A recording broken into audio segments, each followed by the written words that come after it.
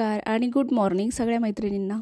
तर सकाळी सकाळी मी आज पोहे बनवायला घेतलेले आहे आणि पोहे सगळ्यांसाठी नाही, फक्त मी शरीरसाठीच बनवते. कारण तिने आज दूध वगैरे पिलेलं नाही आणि ज्यावेळेस ती दूध पित नाही तर खूप जास्त भूक लागते. म्हटलं चला आता दुसरं काही देण्यापेक्षा मग तिला पोहेच देऊया.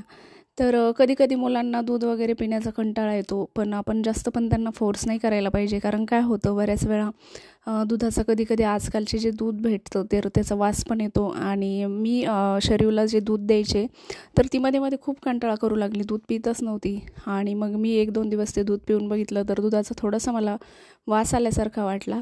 तर मग मी त्या काकांना बोलले पण की ह्या दुधाचा वास येतोय वेगळाच, मुलं पित नाहीत. तर ते तर काही सांगत नाही, ते म्हणतात दूध चांगलंच आहे, पण नक्की चेक करत जा. कारण काय होतं, आपल्याला वाटतं मुलांनी दूध पिलंच पाहिजे, पण कधी कधी दुधाचा वेगळा उग्रट वास पण आता येतो.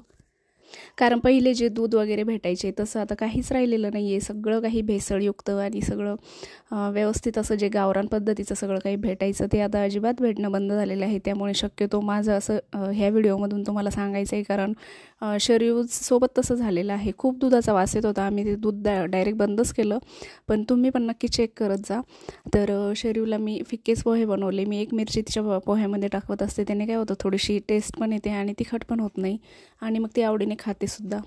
तर मधलं मी काही शूट वगैरे केलेलं नाही आहे. आणि आज दुपारी सगळे कामं वगैरे आवरलेले होते. म्हटलं चला थोडंसं मार्केटमध्ये फेरफटका मारून यावा, कारण दिवाळी खूपच जवळ आलेली आहे. तर ज्या छोट्या छोट्या गोष्टी लागतात ना, जसं की दिवे वगैरे, तेच मला बघून यायचं होतं मार्केटमध्ये की काय काय आलेले आहे. आणि माझ्या काही ज्या साड्या आहेत त्यासुद्धा मला ड्रायक्लीनसाठी टाकायच्या होत्या. तर इथे छोटंसं मॉल आहे आमच्या इथे, तर म्हटलं चला तिथे पण खूप छान छान वस्तू मिळतात काही काही. तर म्हटलं बघू काही भेटलं नवीन तर घेऊन येऊया. पण जे मला पाहिजे होतं तसं काही भेटलंच नाही. कारण काही वस्तू अजून सामान त्यांनी लावलेलंच नाही आहे, त्यांचं सामान लावण्याचं कामच चालू होतं. मग म्हटलं जाऊ द्या, परत एखाद्या दिवशी येऊया. आणि इथे एक छोटीशी मला ती हॉटेलमध्ये आपण जी भाजी सर्व करायला बकेट असते ना, तशी बकेट दिसली. मला ही खूपच आवडली, घ्यावीशी वाटली, पण थोडीशी महाग वाटली. तर म्हटलं नको, आपण घरी नेतो आणि घरी नेल्यानंतर मग ती एका कोपऱ्यात कुठेतरी पडेल, त्याचा यूज होणार नाही. त्यापेक्षा जेव्हा या बकेटची खरंच गरज पडेल त्यावेळेस तर मी नक्कीच खरेदी करेल. आणि माझं एक आहे, कुठेही एखाद्या मॉलमध्ये कुठेही जाऊ द्या, पण भांड्याचे सेक्शनमध्ये गेल्याशिवाय मला अजिबात जमत नाही. मी जातच असते आणि नक्की चेक करते की कुठले नवीन भांडे आलेले आहेत आणि एखादी तरी वस्तू मी खरेदी करतेच. काय माहिती, सगळ्याच बायकांचं तसंच असतं. कारण बायकांना भांडे म्हटलं की खूपच त्याबद्दल आवड असते आणि खूप म्हणजे एक भांड्यासोबत त्यांचं जे नातं आहे ते खूप असं छान असतं. तर तुम्हाला पण असं होतं का मैत्रिणींनो? नक्की मला कमेंट सेक्शनमध्ये सांगा. तर आता थोडंसं फिरून वगैरे काय काय नवीन वगैरे आलेलं आहे ते बघितलं, थोडंफार काही सामान घेतलं आणि काही जे घ्यायचं होतं जे भेटलं नाही तर त्यासाठी पुन्हा एकदा चक्कर मारावीच लागेल. पण आता जे जे भेटलेलं आहे ते घेतलं. तर छान छान आता दिवाळीमुळे छोट्या मुलींचे खूप सुंदर असे फ्रॉक वगैरे आलेले होते आणि शरीरकडे अशा पद्धतीचा फ्रॉक पण आहे. आणि आता घरी आल्यानंतर एकदा म्हटलं स्वयंपाक वगैरे करून घ्यावा. आल्यानंतर मी चहा वगैरे घेतला आणि कपडे वगैरे चेंज केले आणि लगेच स्वयंपाकाला लागले. तर स्वयंपाकामध्ये आता सिंपल अशी खिचडी आणि कढी बनवणार आहे.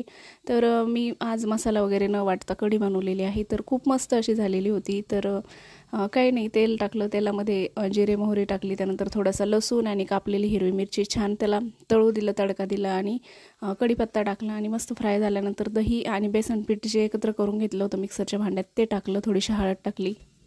बऱ्याच जणांना कढीमध्ये हळद आवडत नाही, पण मला आवडते कढीमध्ये हळद, मी टाकत असते थोडीशी. आणि सिंपल अशी खिचडी बनवली आणि आजचा साधा सोपा स्वयंपाक सिंपल कढी आणि खिचडी. कारण सणासुदींच्या दिवसामध्ये काय होतं, खूप जास्त आपलं रुटीन हे हेक्टिक असतं, बाहेर पण जाणं असतं, मार्केट, साफसफाई, या सगळ्या गोष्टींमुळे थोडंसं आपल्याला थकल्यासारखं होतं. तर सिंपल असं कधी काही बनवलं तर काहीच हरकत नाही. आणि हा एक मी साचा पण आणलेला होता, तर हा मला करंजीसाठी खूप आवडला होता. तर बघूया आता दिवाळीच्या ज्यावेळेस करंजा बनवेल तर याने कशा बनतात तर ते तुमच्यासोबत मी नक्की शेअर करेल.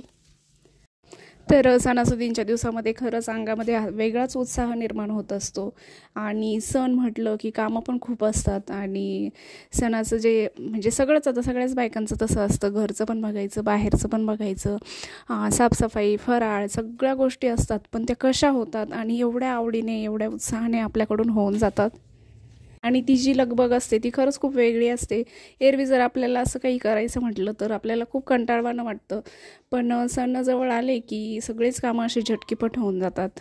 तर म्हणूनच सण जर नसते आपल्या आयुष्यामध्ये तर मग काही उत्साह, आनंद राहिलाच नसता.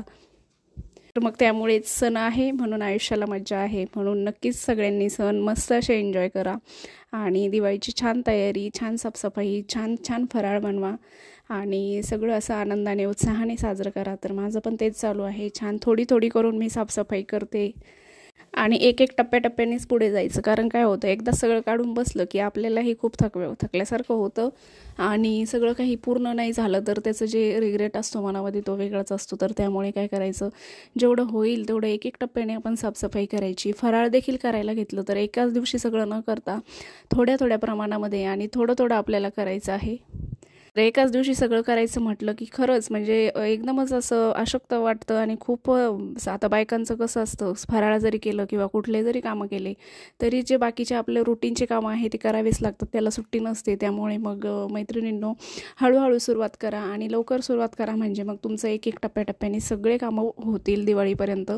आणि तसंच माझं पण त्याच पद्धतीने चालू आहे.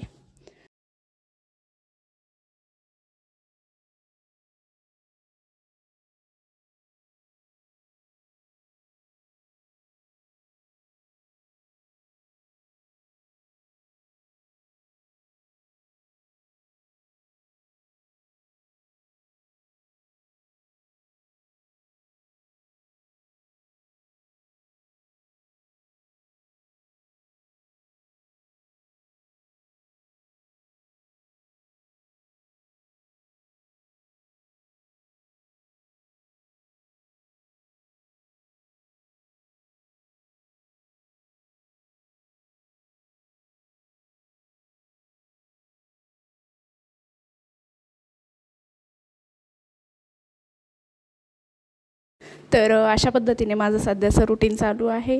घरचे कामं, बाहेरचे कामं आणि सगळं काही सणांची तयारी तर सगळ्या मैत्रिणींची अशीच चालू असेल. तर मैत्रिणींनो, कमेंटमध्ये नक्की सांगा तुमची कुठे कुठे तयारी झाली आहे आणि काय काय चालू आहे. चला तर मग भेटूया पुन्हा एकदा अशाच नवीन आणि छानशा व्हिडिओसोबत. तोपर्यंत माझ्या सगळ्या मैत्रिणींना नमस्कार आणि दिवाळीच्या सगळ्यांना हार्दिक हार्दिक मनापासून शुभेच्छा.